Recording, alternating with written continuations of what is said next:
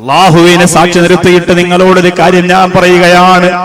മക്കളവർക്ക് പരിഗണന കൊടുക്കണം. വീട് വെക്കുമ്പോ എന്റെ വീടിന്റെ ഒരു ഭാഗത്തും മാക്ക് സ്ഥലം കൊടുക്കണം.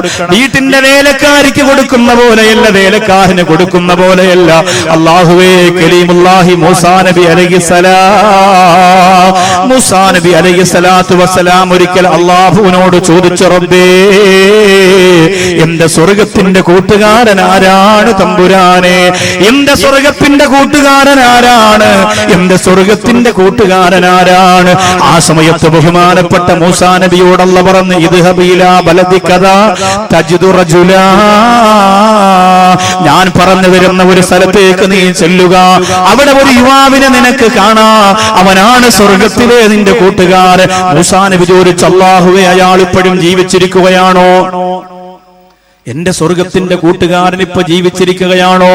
അള്ളാഹു പറഞ്ഞ സ്ഥലത്തേക്ക് മൂസാ നബി കാണാൻ ചെല്ലുമ്പോ ഒരു ചെറുപ്പക്കാരനാണ്. വലിയ ഒരു സഞ്ചിയിലുണ്ടാക്കിയ പെട്ടി ആ യുവാവിന്റെ കയ്യിലുണ്ട്. മൂസാ നബി അലൈഹിസ്സലാം ആ സഹോദരനെ ചെന്ന് പരിചയപ്പെട്ടു. ഞാൻ മൂസാ നബിയാണെന്ന് മൂസാ നബി പറയാൻ പോയില്ല. ആ യുവാവ് പറഞ്ഞു, ഇന്ന് നിങ്ങൾക്ക് ഭക്ഷണം എന്റെ വീട്ടിൽ നിന്ന് കഴിക്കാം.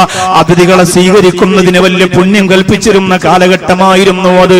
ബഹുമാനപ്പെട്ട മൂസാ നബിയെയും കൊണ്ട് അയാൾ വീട്ടിലേക്ക് പോകുമ്പോൾ ഈ രണ്ട് പെട്ടി തറയിൽ വെക്കുന്നില്ല, തോളിൽ ചുമന്നുകൊണ്ടാണ് നടന്നു പോകുന്നത്. മൂസാ നബി അലൈഹിസ്സലാമിനെ ചെറിയ വീട്ടിന്റെ അകത്ത് കിടത്തിയിരുത്തി പാത്രത്തിൽ ഭക്ഷണം കൊണ്ടുവന്ന് വെച്ചു. മൂസാ നബി അലൈഹിസ്സലാം കഴിക്കാൻ തുടങ്ങുമ്പോ ആ ചെറുപ്പക്കാരൻ അതിൽ നിന്ന് കുറച്ച് ഭക്ഷണം എടുത്തിട്ട് ഈ പെട്ടിയുടെ ഒരു ഭാഗം അങ്ങോട്ട് തുറന്നിട്ട് അകത്തേക്ക് വെച്ചു കൊടുക്കുകയാണ്. മൂസാ നബി ചിന്തിച്ചു, അല്ലാ, ഏതെങ്കിലും മൃഗങ്ങളാണോ, പൂച്ചയോ മൃഗങ്ങളോ മറ്റോ ആണോ ഈ പ്രിയപ്പെട്ട ചെറുപ്പക്കാരൻ അവർക്ക് ഭക്ഷണം വെച്ചു കൊടുക്കുന്നതെന്തിനാണ്? പുറത്ത് ആരോ വന്നപ്പോൾ ആരാണെന്ന് നോക്കാൻ ഈ യുവാവ് പുറത്തിറങ്ങിയപ്പോ ബഹുമാനപ്പെട്ട മൂസാ നബി അലൈഹിസ്സലാം ഈ പെട്ടി എങ്ങോട്ട് തുറന്നു നോക്കുമ്പോ സുബ്ഹാനല്ലാഹ്, പ്രായാധിക്യത്തിന്റെ പടുകുഴി വീണുപോയ ഉമ്മയും ഉപ്പയുമാണ്. കണ്ണുകുഴിയിൽ വീണുപോയവരാണ്, തൊലിയെല്ലാം ചുക്കിച്ചുളിഞ്ഞു പോയവരാണ്. മൂസാ നബി ചോദിച്ചു, നിങ്ങളാരാണ്? ആ ഉമ്മയും വാപ്പയും പറഞ്ഞു, ആ പോയത് ഞങ്ങളുടെ മകനാണ്. അവൻ എന്തിനാണ് നിങ്ങളെ ഇങ്ങനെ ചുമന്നുകൊണ്ട് നടക്കുന്നത്? ആ പ്രിയപ്പെട്ട ഉമ്മ പറയുന്നു, അവൻ എന്തിനാണ് ഞങ്ങളെ കൊണ്ട് നടക്കുന്നതെന്നറിയോ? ഞങ്ങൾക്ക് വേറെ ആരുമില്ല. ഈ വീട്ടിന്റെ അകത്ത് ഞങ്ങളെ ആക്കിയിട്ട് പോയാൽ വന്യമൃഗങ്ങളും ഇഴജന്തുക്കളും വന്ന് ഞങ്ങളെ ഉപദ്രവിക്കാൻ സാധ്യതയുണ്ട്. അതുകൊണ്ട് ഞങ്ങളെ അവന് കൂടെ കൊണ്ടുപോവുകയാണ്. അവൻ വെള്ളം കുടിക്കുമ്പോ നമുക്കും വെള്ളം തരും, അവൻ ഭക്ഷണം കഴിക്കുമ്പോ നമുക്കും ഭക്ഷണം തരും, അവൻ വസ്ത്രം ധരിക്കുമ്പോ നമുക്കും വസ്ത്രം തരും, അവൻ വിശ്രമിക്കുമ്പോ നമ്മളും വിശ്രമിക്കും. എവിടെ പോയാലും ഞങ്ങൾ അവനോടൊപ്പം ഉണ്ടാകുമെന്ന് പറഞ്ഞപ്പോ അവര് ചോദിക്കുന്നു, അതല്ല, ഇതൊക്കെ ചോദിക്കാം, നിങ്ങളാരാണ്? പെട്ടെന്ന് മൂസാ നബി പറഞ്ഞു, അന കലീമുല്ലാഹി മൂസാ, ഞാൻ മൂസാ നബിയാന്ന് പറഞ്ഞപ്പോ ആ ഉമ്മയും ഉപ്പയും ഫതബസ്സമാ, രണ്ടുപേരും പുഞ്ചിരിക്കുകയാണ്. ഫതഖബ്ബല, രണ്ടുപേരും മൂസാ നബിയുടെ കയ്യിൽ മുത്തം കൊടുക്കുകയാണ്. എന്നിട്ട് അവര് പറഞ്ഞു, നബിയേ, ഞങ്ങൾക്ക് നിങ്ങളെ കാണണമെന്നൊരു ജീവിതത്തിന്റെ ഒരു വലിയ ആഗ്രഹമായിരുന്നു തങ്ങളെ. അത് പറഞ്ഞു ഉമ്മയും വാപ്പയും മരണപ്പെട്ടു പോവുകയാണ്. ഉമ്മയുടെ വാപ്പയുടെ ഈ ഞരങ്ങലിന്റെ ശബ്ദം കേട്ട് വീടിന് പുറത്തുപോയ പൊന്നുമോനകത്ത് വരികയാണ്. എന്ത് സംഭവിച്ചു പോയി? മൂസാ നബി പറഞ്ഞു, ഉമ്മയും വാപ്പയും മരിച്ചുപോയി. ആ യുവാവ് പറഞ്ഞു, നിങ്ങൾ മൂസാ നബിയാണല്ലേ, നിനക്കെങ്ങനെ മനസ്സിലായി? ആ യുവാവ് പറഞ്ഞു, എന്റെ ഉമ്മാക്കും ഉപ്പാക്കും ജീവിതത്തിലെ ഏറ്റവും വലിയ ആഗ്രഹം അവര് മരിക്കുന്നതിന് മുമ്പ് മൂസാ നബിയെ കാണണമെന്നാണ്. അതുകൊണ്ട് ഞാൻ അല്ലാഹുവിനോട് എപ്പോഴും ദുആ ചെയ്തിരുന്നതല്ലാ, എന്റെ പ്രിയപ്പെട്ട ഉമ്മായുപ്പായെ മൂസാ നബിയെ കാണിക്കാതെ മരിപ്പിക്കല്ലേ അല്ലാ. എന്റെ ഉമ്മ എന്നോട് പറയുമായിരുന്നു, മാതാപിതാക്കളെ വേദനിപ്പിക്കാതെ സംരക്ഷിക്കുന്നത് കൊണ്ട് എന്റെ ദുആ അല്ലാഹു സ്വീകരിക്കുമെന്ന് എന്റെ ഉമ്മ എന്നോട് നടത്തുന്ന ബഹുമാനപ്പെട്ട ചെറുപ്പക്കാരൻ പറയുമ്പോ, എന്റെ പ്രിയപ്പെട്ട സഹോദരങ്ങളെ, അല്ലാഹുവിന്റെ മൂസാ നബിയെ കാണാൻ ഉമ്മയുടെ ദുആ കൊണ്ട് പൊന്നുമോന് കഴിഞ്ഞു പോയെങ്കിൽ, ആ മോന്റെ ദുആ കൊണ്ട് ഉമ്മാക്ക് കഴിഞ്ഞു പോയെങ്കിൽ, നമുക്ക് ആവശ്യമെന്താ? ഉമ്മയെ സ്നേഹിക്കുന്നതിലൂടെ, വാപ്പയെ സ്നേഹിക്കുന്നതിലൂടെ നമ്മൾ ആഗ്രഹിക്കുന്നത് എവിടെ എത്താനാ? അഷ്റഫുൽ ഖൽഖ് നബി മുഹമ്മദ് മുസ്തഫ സല്ലല്ലാഹു അലൈഹി വസല്ലമ തങ്ങളുടെ ചാരത്ത് ചെന്ന് ഹൗദുൽ കൗസർ കുടിക്കാനാണ്. എന്റെ വേദനയോടെ പ്രസവിച്ച ഉമ്മാക്ക്, എന്റെ വാപ്പാക്കും നാളെ മുത്തറസൂലിന്റെ കയ്യിൽ നിന്ന് ഹൗദുൽ കൗസർ വാങ്ങിക്കൊടുക്കാ. എന്റെ പ്രസംഗ ജീവിതത്തിന്റെ ബറക്കത്ത് കൊണ്ട് നാഥാ നീ ഭാഗ്യം തരണേ അല്ലാ. എത്രയോ പ്രസംഗം കൊണ്ട് യതീമീങ്ങളുടെ കല്യാണം നടന്നിട്ടുണ്ടല്ലോ. എത്രയോ പ്രസംഗം കൊണ്ട് പാവപ്പെട്ടവരുടെ അറബി കോളേജിന് ഭക്ഷണം കിട്ടിയിട്ടുണ്ടല്ലോ. എത്രയോ പ്രസംഗം കൊണ്ട് അറബി കോളേജുകൾ, നൂറുകണക്കിന് ആഫിലിയങ്ങള്, പാവപ്പെട്ട ഉമ്മമാരുടെ ഉപ്പമാരുടെ ഭവനങ്ങള്, നൂറുകണക്കാറ് അനാഥ പെമ്മക്കളുടെ കല്യാണങ്ങള്, അല്ലാഹുവേ അതെല്ലാം എത്രയോ പ്രഭാഷണം കൊണ്ട് നടന്നിട്ടുണ്ടെങ്കിലല്ല, അതിനെല്ലാം പകരം നാള് ഞങ്ങളുടെ കരളിന്റെ കഷണമായ നബി മുഹമ്മദ് മുസ്തഫ സല്ലല്ലാഹു അലൈഹി വസല്ലമ തങ്ങളിൽ നിന്ന് ഹൗദുൽ കൗസർ വാങ്ങി ഉമ്മാക്കും ഉപ്പാക്കും മക്കൾക്കും ഭാര്യയ്ക്കും കൊടുക്കാ. ഈ പ്രസംഗ ജീവിതത്തിന് പകരം നീ ഭാഗ്യം തരണേ അല്ലാ. എന്റെ പ്രിയപ്പെട്ടവരെ, മുത്തറസൂലിന്റെ മുമ്പ് വന്ന രണ്ട് പരാതി കൂടി പറഞ്ഞിട്ട് വേണം നമുക്ക് ദുആരക്കാൻ. രണ്ട് പരാതി, ഒന്ന് ഉമ്മയെ കുറിച്ച് വന്ന പരാതി, മറ്റൊന്ന് വാപ്പയെ കുറിച്ച് വന്ന പരാതി. ആ രണ്ട് പരാതിയും കേൾക്കുമ്പോ എന്റെയും നിങ്ങളുടെയും മനസ്സ് പൊട്ടിപ്പോകുമെന്ന് ഉറപ്പാണ്. എന്നിട്ട് ഖുർആനിന്റെ ദുആയില്ലേ, റബ്ബിർഹംഹുമാ കമാ റബ്ബയാനി സഗീറാ, അത് 11 പ്രാവശ്യം ഇവിടെ പാരായണം ചെയ്യുക. ഈ സ്വർഗീയ ആരാമവിടം പിരിഞ്ഞു പോകുമ്പോ, ഈ സ്വർഗീയ ആരാമവിടം അസ്തമിക്കുമ്പോ അത് 11 പ്രാവശ്യം ഓതി ചങ്ക് പൊട്ടിക്കരന്ന് നിലവിളിച്ചു ദുആരക്കണം. ആ ദുആയിൽ പങ്കെടുക്കാൻ വേണ്ടി ഓരോരുത്തരും നിയ്യത്ത് ചെയ്യുക. എന്റെ ഉമ്മാക്ക് കൊടുക്കുന്ന ഏറ്റവും വലിയ ദുആ, എന്റെ വാപ്പാക്ക് കൊടുക്കുന്ന ഏറ്റവും വലിയ ദുആ, എന്റെ മാതാപിതാക്കൾക്ക് കിട്ടാവുന്നതിൽ വെച്ച് ഏറ്റവും വലിയ പരമോന്നതമായ സരസിന്റെ ദുആ, ഈ തിങ്ങി നിറഞ്ഞ് തടിച്ചുകൂടി നിൽക്കുന്ന ഹദിയ എന്ന പ്രസ്ഥാനത്തെ കോരിത്തെരിപ്പിക്കുന്ന, അത്ഭുതത്തിന്റെ പാരമ്യതയിലെത്തിക്കുന്ന ഈ ജനസാഗരത്തിൽ തടിച്ചുകൂടി ഉമ്മമാരുപ്പമാര് മുതഅല്ലിമീങ്ങൾ ഖൽബുനൊന്നുകൊണ്ട് റബ്ബിർഹംഹുമാ കമാ റബ്ബയാനി സഗീറാ എന്ന് ദുആരക്കുമ്പോ രക്ഷപ്പെടുന്നത് നമ്മുടെ ഉമ്മയാണ്, നമ്മുടെ വാപ്പയാണ്, നമ്മുടെ മക്കളാണ്.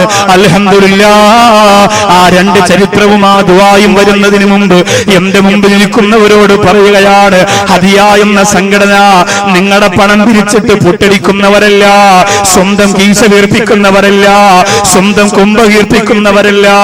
അൽഹംദുലില്ലാഹ്, കാഞ്ഞങ്ങാടിന്റെ ചരിത്രത്തെ മാറ്റി എഴുതിയിട്ട് ഹദിയ എന്ന് പറയുന്ന ഒരു സുന്ദരനായി ചമഞ്ഞൊരുങ്ങിയിട്ട് പാവപ്പെട്ടവന്റെ വേദന മാറ്റാ, പൊട്ടിക്കരയുന്നവന്റെ കണ്ണീരപ്പാ, ആ പ്രിയപ്പെട്ട സംഘടന ഇറങ്ങി നടക്കുമ്പോ അത് കണ്ടില്ലെന്ന് വെക്കല്ലേ ചെറുപ്പക്കാരാ. അൽഹംദുലില്ലാഹ്, ബൈത്തുൽ ഹംദ് എന്ന് പറയുന്ന ഒരു മനോഹരമായ പദ്ധതി കൂടി ഹദിയ തുടക്കം കുറിച്ചിരിക്കുകയാണ്. ഒരു കാലഘട്ടത്തിൽ മുഴുവനും പുഞ്ചിരി കൊണ്ട് കേരളത്തിന്റെ മനുഷ്യത്വത്തെ മുഴുവനും ആവാഹിച്ചെടുത്ത പാണക്കാട് സയ്യിദ് മുഹമ്മദ് അലി ശിഹാബ് തങ്ങൾക്ക് ബൈത്തുർ റഹ്മ അല്ലാഹു കൊടുത്ത സമ്മാനമായതുപോലെ എത്ര പാവപ്പെട്ടവരാണ് വീട്ടിന്റെ അകത്ത് കഴിയുന്നത്. ഞാൻ കണ്ടിട്ടുണ്ട്. ഒരു സ്ഥലത്ത് പ്രസംഗത്തിന് പോയപ്പോ ശിഹാബ് തങ്ങളുടെ പേരിൽ വെച്ചുകൊടുത്ത ബൈത്തുർ റഹ്മയിൽ നിന്നാണ് ഭക്ഷണം ഒരുക്കിയത്. ആ വീട്ടിന്റെ അകത്തുനിന്ന് ഭക്ഷണം കഴിച്ചിട്ട് ഇറങ്ങുമ്പോൾ അവിടുത്തെ പ്രിയപ്പെട്ട ഉമ്മയുടെ മകൻ എന്ന് പറഞ്ഞത്, ഞാൻ യതീമാണ് ഉസ്താദേ, എനിക്ക് വാപ്പയില്ല, വാപ്പയുള്ള സമയത്ത് ഞങ്ങൾ കടത്തിണ്ണയിലാണ്. അല്ലാഹുവേ ഉസ്താദ് ഞങ്ങൾക്ക് വേണ്ടി ദുആരക്കണ്ട. എന്റെ ഉമ്മയുടെ കണ്ണീര് തീർന്നത് ഈ മനോഹരമായ ശിഹാബ് തങ്ങളുടെ പേരിലുള്ള വീട്ടിൽ വന്നപ്പോഴാണ്. അതുകൊണ്ട് ഈ വീടിന് കല്ല് വാങ്ങിക്കൊടുത്ത, സിമന്റ് വാങ്ങിക്കൊടുത്ത, ഈ വീടിന് സഹായം ചെയ്തവർക്ക് ഉസ്താദ് എന്നും ദ്വാരക്കണം. ഞങ്ങളുടെ ജീവിതത്തിൽ ഇതുപോലെ ഞങ്ങളുടെ സ്വന്തം വീട്ടിൽ ഒരു ഉസ്താദ് വന്ന് ഭക്ഷണം കഴിക്കുന്നത് ആദ്യമായിട്ടാണ്. ആ യതീമായ കുട്ടി പറഞ്ഞപ്പോ ഖൽബ് നൊന്തുപോയി. അരിഞ്ഞാലുകാരാ, ഖൽബ് വെന്തുപോയി അരിഞ്ഞാലുകാരാ. ഇവിടെ ഹദിയ കൊടുക്കുന്ന സമ്മാനമാണ് ബൈത്തുൽ ഹംദ്. അൽഹംദുലില്ലാഹ്, കാസർഗോഡ് ജില്ലയിലാണ് വീടില്ലാത്ത കാണാത്തവരുടെ ഒരുപാട് വീഡിയോ ക്ലിപ്പ് പുറത്തു വരുന്നത്. ഒരുപാട് വീഡിയോ ക്ലിപ്പ്. ചില ക്ലിപ്പ് കാണുമ്പോൾ നേരിട്ട് അവിടെ വന്നൊരു വീട് വെച്ച് കൊടുത്താൽ എന്തെന്ന് ആഗ്രഹിച്ചു പോകും. പക്ഷേ ഞാൻ വരൂല. ഒരു പ്രാവശ്യം വന്ന് എന്റെ ക്ഷീണം ഇതുവരെ മാറിയില്ല, അതുകൊണ്ട് ഞാൻ വരൂല. കാസർഗോഡ് ജില്ലയിൽ വീട് വെക്കാനായിട്ട് ഞാൻ വരില്ല. എന്റെ നാട്ടിൽ ചെയ്തു തുടങ്ങിയിട്ടുണ്ട് ഞാൻ. നിങ്ങൾ എന്നെ പഠിപ്പിച്ചതാണത്. അടുത്ത ഡിസംബർ 31 ഇൻഷാ അല്ലാഹ് 100 കണക്കിന് കുട്ടികൾക്ക് വിവാഹ ധനസഹായം കൊടുക്കുന്നുണ്ട്. അള്ളാഹു തൗഫീക്ക് തരട്ടെ. എന്റെ മേൽനോട്ടത്തിലാണ്. ഇതിൽ 3-4 കുട്ടികൾക്ക് ഞാൻ തന്നെയാണ് കൊടുക്കുക. ബാക്കിയുള്ളവരെ ഫോണിലൂടെ വിളിച്ച് ബന്ധപ്പെട്ടിട്ട് ഒരു 5 പവനും 2 ലക്ഷം രൂപയും അല്ലെങ്കിൽ 10 പവനും 1 ലക്ഷം രൂപയും പാവപ്പെട്ട കുട്ടികളെ എല്ലാ ജില്ലയിൽ നിന്നും തിരഞ്ഞെടുത്തിട്ട് എന്റെ നാട്ടിൽ വെച്ച് കൊടുക്കും. എന്റെ നാടിപ്പോ പഴയതുപോലല്ല. ഞാൻ കാസർഗോഡ് കുറെ കാലം വരാതിരുന്നപ്പോ ആ പ്രവർത്തനം മുഴുവനും ഞങ്ങളുടെ നാട്ടിലൊക്കെ വ്യാപിപ്പിച്ചു. എത്രയോ കാര്യങ്ങൾ അവിടെ ചെയ്തു. ഒരുപാട് യതീമിങ്ങളുടെ കല്യാണം, വീട് വെച്ചു കൊടുക്കൽ, രോഗികൾക്ക് വേണ്ടി ഒരു പ്രത്യേക ആതുരാലയം തന്നെ അൽഹംദുലില്ലാഹ് ഉണ്ടാക്കി. അതിൻ്റെ അകത്ത് കുറെ രോഗികൾ, ആരുമില്ലാത്തവർ, ഞങ്ങൾ അവർക്ക് ഭക്ഷണം വാരി കൊടുത്തിട്ടുണ്ട്. അവരടുത്തിരുന്ന് ഭക്ഷണം ഞാനും എൻ്റെ ഭാര്യയും മക്കളും അവരടുത്തിരുന്നിട്ട് പെരുന്നാളിന് ഭക്ഷണം കഴിച്ചിട്ടുണ്ട്. എന്ത് തൃപ്തിയാണെന്നറിയോ, എന്ത് സന്തോഷമാണെന്നറിയോ. ഇൻഷാ അല്ലാഹ് അതുകൊണ്ട് ചെയ്യാൻ. ഇവിടെ എത്രയോ ക്ലിപ്പ് ഞാൻ കണ്ടു, വീഡിയോ ക്ലിപ്പ് അല്ലേ. 4 മക്കളുള്ള വെറും കറുത്ത ടാർപ്പ കെട്ടിയിട്ട് ജീവിക്കുന്ന കാസർഗോഡ് ജില്ലയിൽ ഒരു ക്ലിപ്പ് ഈ അടുത്തൊക്കെ ചാനലിലൂടെ വന്നതൊക്കെ വാട്സപ്പിലൂടെ ഫേസ്ബുക്കിലൂടെ പ്രചരിച്ചു. 4 മക്കള്. ആലോചിച്ച് നോക്കി, നിങ്ങൾ ആലോചിച്ചു നോക്ക് സഹോദരങ്ങളെ. ആ പ്രിയപ്പെട്ട ഉമ്മ അവരെ എന്ത് ചെയ്യണമെന്നറിയാതെ 30 വയസ്സ്, 25 വയസ്സ്, 27 വയസ്സ് അങ്ങനെയുള്ള മക്കളാണ്. ഒരു കിടക്കാടമില്ല. പട്ടി വന്ന് കടിച്ചാൽ പോലും ചോദിക്കാൻ ആളില്ല. രാത്രി ഒരു കള്ളം വന്ന് ഈ മക്കളെ എടുത്തുകൊണ്ട് പോയാലും ആ ഉമ്മാക്കും ഉപ്പാക്കും ചോദിക്കാനും പറയാനും ആരുമില്ല. കുറെ യുവാക്കൾ ഒരു സംഘടനയൊക്കെ രൂപീകരിച്ച് അക്കൗണ്ടൊക്കെ തുടർന്ന് അത് ചെയ്യാൻ വേണ്ടി തീരുമാനിച്ചു. അതിന്റെ കാര്യങ്ങളൊന്നും എനിക്കറിയില്ല. പക്ഷെ ഞാൻ പറയാണ്, കാഞ്ഞങ്ങാടിന്റെ അരിഞ്ഞാലിന്റെ പരിസരത്ത് അങ്ങനെ ഒരു ക്ലിപ്പ് ഇറങ്ങാൻ പാടില്ല. അല്ലാഹു റബ്ബുൽ ഇസ്സത്ത് നമ്മെ കാത്തിരക്ഷിക്കുമാറാകട്ടെ. അത് നമുക്ക് സഹിക്കാൻ പറ്റും. നമ്മൾ കഷ്ടപ്പെട്ട് കഴിഞ്ഞാൽ ചിലപ്പോൾ 6 ലക്ഷം രൂപയ്ക്ക് ഒരു വീടുണ്ടാക്കാൻ പറ്റും. കോഴിക്കോട് താമരശ്ശേരി ഭാഗത്ത് നിങ്ങൾ ചിന്തിച്ചിട്ടുണ്ടോ, ഒരു 10-15 കിലോമീറ്റർ ഇച്ചിരി വനാന്തരത്തിലൊക്കെ കയറി പോകുമ്പോ അവിടെ മണ്ണെണ്ണ വിളക്കിന്റെ വെളിച്ചത്തിൽ ഇപ്പോഴും SSLCക്ക് പഠിക്കുന്ന മക്കളുണ്ട്. വീടിന് അടപ്പില്ല, ബാത്റൂം തുറന്നതാണ്, ടാർപ്പയും തുണിയും കൊണ്ട് കെട്ടിയിരിക്കുന്നു. ഞാൻ കണ്ണുകൊണ്ട് കണ്ടതാണ്. 1 വർഷം കഴിഞ്ഞിട്ടില്ല. അവിടെ ഒരു വീടിന് 2 ലക്ഷം രൂപ കൊടുത്താൽ മതി. അവർ പറയണു, ഞങ്ങൾക്ക് സന്തോഷമായി സാറേ, 2 ലക്ഷം രൂപ കൊണ്ട് ഞങ്ങൾ ഇതൊക്കെ ഒന്ന് മറച്ചെടുക്കട്ടെ. നമ്മുടെ വീടിന്റെ അവസ്ഥ നമ്മളൊന്ന് ചിന്തിക്കുക. അല്ലാഹു റബ്ബുൽ ഇസ്സത്ത് ഈ പ്രിയപ്പെട്ട സഹോദരൻ എൻ്റെ അടുത്ത് പറഞ്ഞത് എന്താണെന്നറിയോ? നിങ്ങളുടെ പേരെന്താണ്? മറ്റേ നമ്മുടെ പ്രസിഡന്റ് പോയി കുഞ്ഞുമൊയ്തീൻ സാഹിബ് എന്നോട് പറഞ്ഞു, ഇവിടെ വിജ്ഞാനത്തിനും അതുപോലെ തന്നെ ചികിത്സയ്ക്കും ഒക്കെ വേണ്ടിയാണ് നമ്മൾ ആദ്യം ഇവിടെ അധിക പൈസ പിരിച്ചിരുന്നത്. അപ്പോ അതുകൊണ്ട് തന്നെ വീട് വെക്കാനുള്ള പാർപ്പിട ഭദ്രത ഇല്ലാത്തത് കൊണ്ട് അത്യാവശ്യം ഒരാൾക്കൊരു വീട് വെച്ചു കൊടുക്കേണ്ട അവസ്ഥ വന്നപ്പോൾ വാട്സപ്പ് ഗ്രൂപ്പിൽ ഇട്ടിട്ട് 6 ലക്ഷം രൂപ ഇതല്ലാതെ പിരിച്ചിട്ടാണ്, ഇതിന്റെ അകത്തല്ലാതെ പിരിച്ചിട്ടാണ് അവർ ചെയ്തു കൊടുത്തതെന്ന് പറഞ്ഞു. അവരെ കൊണ്ട് സാധിക്കും. ഞാൻ ഉറപ്പ് പറയാണ്, അവരെ കൊണ്ട് സാധിക്കും. നിങ്ങൾ ഇത്രയും ആളുകൾ, ഒരാളൊരു 2000 രൂപ വെച്ച് കൊടുത്താൽ എത്ര വീട് ഇവിടെ വെക്കാൻ പറ്റും? ഒരാളൊരു 2000 രൂപ വെച്ച് കൊടുത്താൽ എത്ര വീട് നമുക്ക് വെച്ചു കൊടുക്കാൻ പറ്റും? ഒരു യതീമായ കുടുംബത്തിന്, വിധവയായ കുടുംബത്തിന്, ആരുമില്ലാത്തവർക്ക് ഒരു തണലിടം ഒരുക്കി കൊടുക്കാൻ അള്ളാഹു തൗഫീക്ക് തരട്ടെ. മാരക രോഗത്തിൽ നിന്ന് രക്ഷപ്പെടാൻ ഈ വടകരയിൽ, കണ്ണൂർ ഇവിടെ അങ്ങോട്ട് കഴിഞ്ഞ് നിങ്ങൾ യാത്ര ചെയ്യുമ്പോഴുള്ള വടകരയിൽ ഫാത്തിമ നിസ എന്ന് പറയുന്ന 6 വയസ്സ് മാത്രം പ്രായമുള്ള ഒരു കുഞ്ഞിനെ ഇപ്പൊ നാദാപുരത്ത് ഒരു പള്ളി ഉദ്ഘാടനത്തിന് ഹൈദരലി തങ്ങളും പ്രസംഗത്തിന് ഞാൻ ചെന്നപ്പോ 4 മണിക്ക് ഞങ്ങൾ ചായ കുടിക്കുന്ന വീട്ടിൽ ആ പ്രിയപ്പെട്ട സഹോദരൻ ഫാത്തിമ നിസ എന്ന മോളെ കൊണ്ടുവന്നു. ലൈവായി കണ്ടുകൊണ്ടിരിക്കുന്ന പ്രോഗ്രാമാ. ചിലപ്പോ അദ്ദേഹവും അദ്ദേഹത്തിന്റെ ഭാര്യയും മോളും ഇന്നും ഉസ്താദ് ഞങ്ങൾക്ക് ചിലപ്പോൾ ദ്വാരക്കും, അതുകൊണ്ട് ഞങ്ങൾ കാണട്ടെ എന്ന് പറഞ്ഞ് ലൈവായി ചിലപ്പോ ഈ പ്രോഗ്രാം കണ്ടുകൊണ്ടിരിക്കുന്നുണ്ടാവും. ഇതൊക്കെ നിങ്ങൾ പഠിക്കാൻ വേണ്ടി പറയാൻ. നമ്മുടെ അവസ്ഥ എപ്പോഴാണ് മാറി മറിയുന്നതെന്ന് നമുക്ക് പറയാൻ കഴിയില്ല. ആ സഹോദരന്റെ അടുത്ത് ചോദിച്ചു, ഉസ്താദിന് എന്നെ പരിചയമുണ്ടോ? ഞാൻ പറഞ്ഞു, ഓർക്കുന്നില്ല. ഉസ്താദ് തിരുവനന്തപുരം വള്ളക്കടവിൽ ജോലി ചെയ്യുമ്പോ എന്റെ മോളെയും കൊണ്ട് ഞാൻ RCCയിൽ വന്നതാണ്. മോളെ കുറവുണ്ടോ എന്ന് ചോദിക്കുമ്പോ ആ പ്രിയപ്പെട്ട സഹോദരൻ പറയുന്നു, മിണ്ടല്ല ഉസ്താദേ, ചികിത്സയെല്ലാം കഴിഞ്ഞു. RCCയിൽ നിന്ന് എന്റെ മോളെ മടക്കി വിട്ടു. ഇനി എന്റെ പൊന്നുമോൾക്ക് ചികിത്സയില്ലെന്ന് പറഞ്ഞു. എറണാകുളത്ത് വലിയ ഒരു ഹോസ്പിറ്റലിൽ കാണിച്ചു, എന്റെ പൊന്നുമോൾക്ക് ഇനി ചികിത്സയില്ലെന്ന് പറഞ്ഞു. ഇനി ശരീരത്തിലുള്ള ക്യാൻസറിന്റെ അണുക്കൾ നശിക്കില്ല എന്ന് പറഞ്ഞു. 6 വയസ്സ് മാത്രമുള്ള കുഞ്ഞിന് കാര്യങ്ങൾ അറിയാനുള്ള പ്രായമായല്ലോ, അതിനുള്ള പക്വതയായല്ലോ.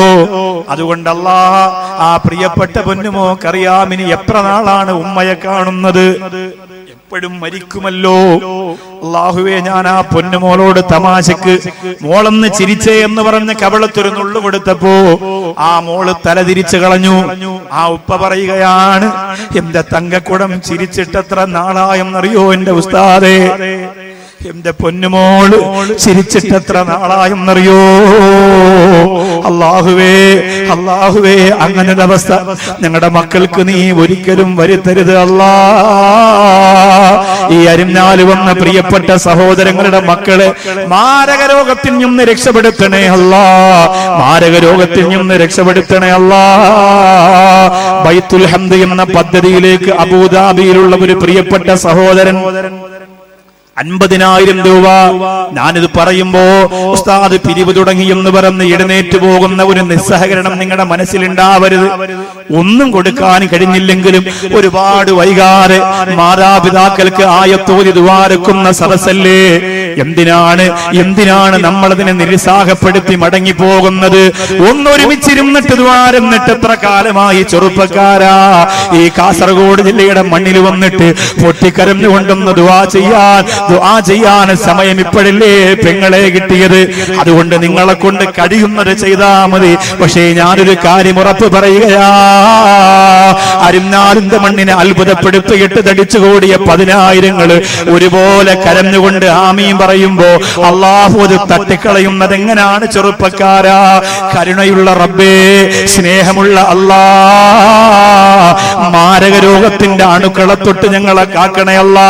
പാവപ്പെട്ടവർക്ക് ഒരു വീട് വെച്ച് കൊടുക്കാ, 1 ലക്ഷം ഞാൻ കൊടുക്കാ, 2 ലക്ഷം കൊടുക്കാ, ഇല്ലെങ്കിൽ ഞങ്ങൾ തന്നെ വീട് വെച്ച് കൊടുക്കാ എന്നൊക്കെ ആർക്ക് വേണമെങ്കിലും പറയാ. അബൂദാബിയിൽ നിന്ന് ഒന്നാമത്തെ ആള് പറഞ്ഞിരിക്കുന്ന 50,000 രൂപ ബിഫദ്ലി സല്ലല്ലാഹു അലാ മുഹമ്മദ് സല്ലല്ലാഹു അലൈഹി വസല്ലം. അല്ലാഹുവേ, കരുണക്കടലായ റബ്ബേ, അർഹമുർ റഹീമായ നാഥാ, 50,000 രൂപ ഒരു പാവപ്പെട്ടവന് വീട് വെച്ചു കൊടുക്കുമ്പോ എന്റെ വകയായിട്ട് ഇരിക്കട്ടെ എന്ന് പറഞ്ഞ സഹോദരന് ദീർഘായുസ് കൊടുക്കണേ അല്ലാ. ക്യാൻസർ രോഗത്തിന്റെ അണുക്കളെങ്ങാനും ആ സഹോദരന്റെ ശരീരത്തിന്റെ ഉള്ളിലുണ്ടെങ്കിൽ നീ കരിച്ചു കളയണേ അല്ലാ. ആ പ്രിയപ്പെട്ട സഹോദരന് ആഫിയത്ത് കൊടുക്കണേ അല്ലാ. അല്ലാഹുവേ, ആ സഹോദരന്റെ ഉമ്മാക്കും ഉപ്പാക്കും അതിന്റെ പ്രതിഫലം കൊടുക്കണേ അല്ലാ. റബ്ബേ, വാഹനാപകടങ്ങളെ തൊട്ട് കാക്കണേ അല്ലാ. 2 ദിവസം മുമ്പ് എന്റെ നാട്ടില് 3 ചെറുപ്പക്കാരാണ് പുഴയിൽ വീണ് മരണപ്പെട്ടു പോയത്. അല്ലാഹുവേ, ഇതുവരെ കണ്ണീര് പറ്റിയിട്ടില്ല കുടുംബത്തിന്. റബ്ബേ, അവർക്ക് ക്ഷമ കൊടുക്കണേ അല്ലാ. 50,000 രൂപ പറഞ്ഞ ആ പ്രിയപ്പെട്ട സഹോദരന് ഖൈറും ബറക്കത്തും അഭിവൃദ്ധിയും നീ കൊടുക്കണേ അല്ലാ. ഖൈർ കൊടുക്കണേ അല്ലാ, ബറക്കത്ത് കൊടുക്കണേ അല്ലാ. ബൈത്തുൽ ഹംദ് എന്ന നിന്റെ സ്വർഗത്തിന്റെ വീട്, ബൈത്തുൽ ഹംദ് എന്ന നിന്റെ സ്വർഗത്തിന്റെ വീട് ആ പ്രിയപ്പെട്ട സഹോദരന് കൊടുക്കണേ അല്ലാ. ആരുമില്ലാത്ത ഖബറിന്റെ അകത്ത് ഭയാനകത നിറഞ്ഞു തുളുമ്പുമ്പോ, പാമ്പുകൾ വന്ന് കൊത്തിവലിക്കുമ്പോ, വാരിയല്ലുകൾ കോർത്തു പോകുന്ന വിധത്തിൽ ഖബറിഞ്ഞിരിക്കുമ്പോ, അല്ലാഹുവേ, ഈ പ്രിയപ്പെട്ട സഹോദരന് ഈ സ്വതക്കയുടെ ബറക്കത്ത് കൊണ്ട് രക്ഷ കൊടുക്കണേ അല്ലാ. ബിസിനസ് പൊളിച്ചു കളയല്ല അല്ലാ, തകർത്ത് കളയല്ല അല്ലാ. ആ ഭവന പദ്ധതിക്ക് വേണ്ടി രണ്ടാമതൊരാള് ഉസ്താദേ ഞാനും കൊടുത്തുകൊള്ളാം ഒരു 50,000 രൂപ ഉസ്താദ് കരഞ്ഞുകൊണ്ടൊന്ന് ദുആരക്കണേ. ഈ വിശാലമായ സരസിന്റെ ദുആ, ഈ വിശാലമായ നിറഞ്ഞ മജ്‌ലിസിന്റെ ദുആ, ഒരു 50,000 രൂപ ആ ഭവന പദ്ധതിക്ക് ഞാനും കൊടുത്തുകൊള്ളാം. കാസർഗോഡ് പൊട്ടി വീഴാൻ പോകുന്ന കുടുംബ ജീവിതത്തിന്റെ വിളക്കുകൾ ഇളക്കി ചേർക്കാൻ വേണ്ടി, പാവപ്പെട്ടവന്റെ പട്ടിണി മാറ്റി കൊടുക്കാൻ വേണ്ടി, ഒരു വീട്ടിന്റെ അകത്ത് ഇബാദത്ത് ചെയ്യുമ്പോ അതിന്റെ കൂലിയും നിനക്കാണ്, നിസ്കരിക്കുമ്പോ അതിന്റെ കൂലിയും നിനക്കാണ്, നോമ്പ് പിടിക്കുമ്പോ അതിന്റെ കൂലിയും നിനക്കാണ്. ആ വീട്ടിന്റെ അകത്ത് മക്കൾ സന്തോഷത്തോടെ ജീവിക്കുമ്പോ അതിന്റെ പ്രതിഫലവും നിനക്കാണ്. മക്കൾ സലാത്ത് ചൊല്ലുമ്പോ, മക്കൾ ദിക്ർ ചൊല്ലുമ്പോ, അല്ലാഹുവേ, അതിന്റെ പ്രതിഫലം മുഴുവനും നിങ്ങൾക്കുള്ളതാണ്. പറയുമ്പോഴാണ് സന്തോഷത്തോടെ ഒരാൾ കൂടി പറയുക, 50,000 ഞാനും കൊടുത്തുകൊള്ളാമെന്ന് റാഹത്തോടെ ഒരാൾ കൂടി പറയുക. അല്ലാഹുവേ, ആര് പറഞ്ഞാലും അവർക്കൊരു വിഷമവും നീ കൊടുക്കരുതല്ലാ. ബൈത്തുൽ ഹംദ് എന്ന് പറയുന്ന ഭവന പദ്ധതിക്ക് വേണ്ടി രണ്ടാമതൊരാൾ 50,000 പറയുമ്പോ റബ്ബേ, 2 ലോകത്തും നീ അവർക്ക് ഖൈറും ബറക്കത്തും അഭിവൃദ്ധിയും ഐശ്വര്യവും സമാധാനവും സന്തോഷവും ഈ വലിയ മജ്‌ലിസിന്റെ ദുആയുടെ ബറക്കത്ത് കൊണ്ട് കൊടുക്കണേ അല്ലാഹ്.